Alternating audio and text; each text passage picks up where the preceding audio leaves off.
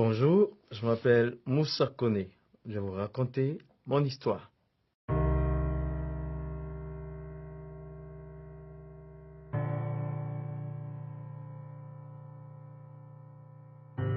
Mon père était un imam, mon grand-père était un imam, et moi j'ai été imam pendant 10 ans.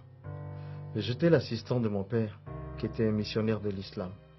Et c'est lui qui m'a formé, m'a enseigné le Coran, et j'ai fini de lire les 114 chapitres pendant 5 ans, et on est revenu pour faire le tafsir, le sens de chaque mot, pendant 5 autres années.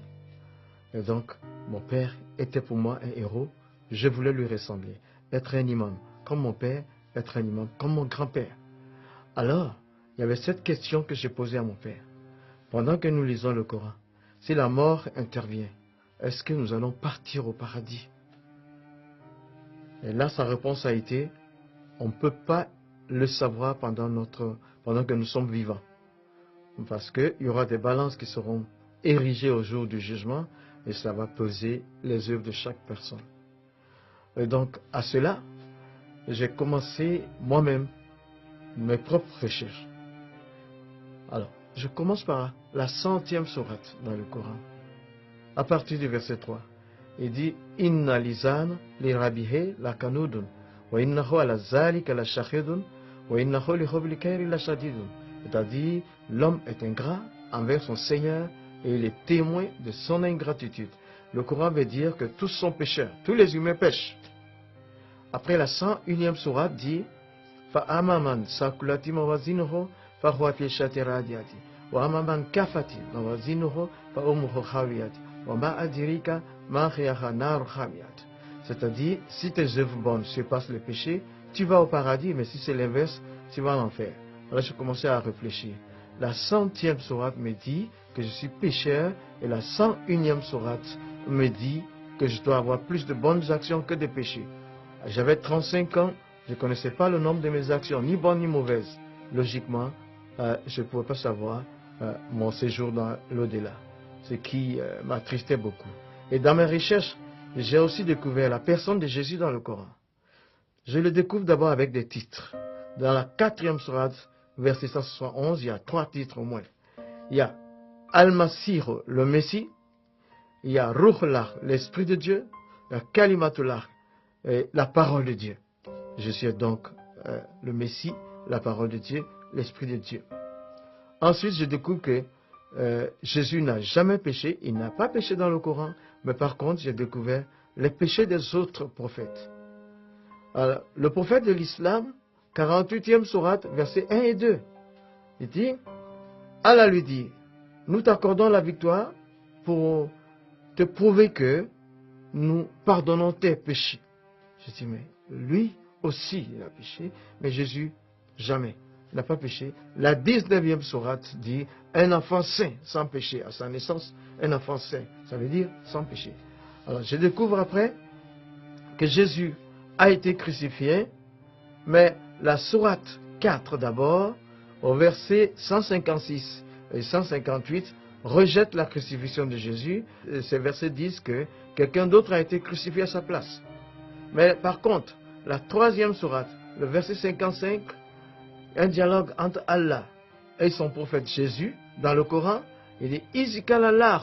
Allah dit Ya Isa, toi Jésus, inni mutawafika. Je te fais mourir, wa rafiuka, et je te lève à moi. Inni mutawafika, je te fais mourir, wa rafiuka, je te lève à moi. Il dit quand un mort est élevé, c'est qu'il est ressuscité. Les deux verbes, mourir et ressusciter et élever, sont collé par une conjonction. Ça veut dire Jésus est mort et ressuscité. Mais moi, je voulais savoir de quelle mort il est mort. Et je prends donc le verbe qui a été traduit en français, mourir. Tawafa est le verbe là. Tawafa, la première interprétation donne mort violente. La crucifixion est une mort violente. Deuxième interprétation, mourir pour atteindre un but. C'était le cas pour la crucifixion. La troisième interprétation, c'est mourir pour payer une dette. Ce qui veut dire la crucifixion. Donc j'ai compris que Jésus est mort par crucifixion et ressuscité. Maintenant, après tout ça, j'avais une décision à prendre. Je suis allé donc dans ma cabine, sachant que je ne pouvais pas de moi-même, je ne voulais pas quitté l'islam, mais je n'étais pas sauvé dans l'islam, dans le Coran. Donc, j'ai vu Jésus qui est au-dessus des autres. En ce moment-là, je devais prendre une décision. Mais j'ai interrogé Dieu. Je dis, je suis le 14e imam, depuis la génération de mon père. Et là, je sens que je ne suis pas sauvé. Je ne peux pas continuer à prier comme musulman, mais je ne peux pas devenir chrétien aussi. Donc, comme tu es Dieu, décide ce que tu veux. C'est en ce moment-là que, dans ma cabine, j'avais éteint la lumière. Et pendant que je m'apprêtais à dormir, il y a eu une autre lumière qui s'est faite. Et une personne était présente avec moi dans le bateau. Et cette personne m'a juste dit, Moussa, tu as toutes les informations que tu veux. Prends ta propre décision. Et puis, il n'y avait plus de lumière, c'était les ténèbres. De nouveau, je le cherchais, je ne l'ai pas revu. Et donc, suite à tout ça, j'ai décidé de donner ma vie à Jésus. Parce que dans l'islam, selon le Coran, je n'étais pas sauvé. Et Jésus a des titres au-dessus des autres. Il n'a jamais péché. J'ai donc donné ma vie à Jésus en 1987. Et toi qui m'écoutes, quel que soit le pays dans lequel tu te trouves, là, quel que soit ton nom, un seul chemin pour aller au ciel, c'est Jésus. Il dit, Anna, moi, Hoa, je suis, Tariq, le chemin, Wal Haq, la vérité, Wal Hayat, la vie, Leza Ahad, pas un seul. Il a Ani, qui ne vienne à moi, il a Abi, ne peut arriver au Père. Donne ta vie à Jésus, tu seras sauvé. Il va laver tes péchés. Donne ta vie à Jésus, tu connaîtras le paradis.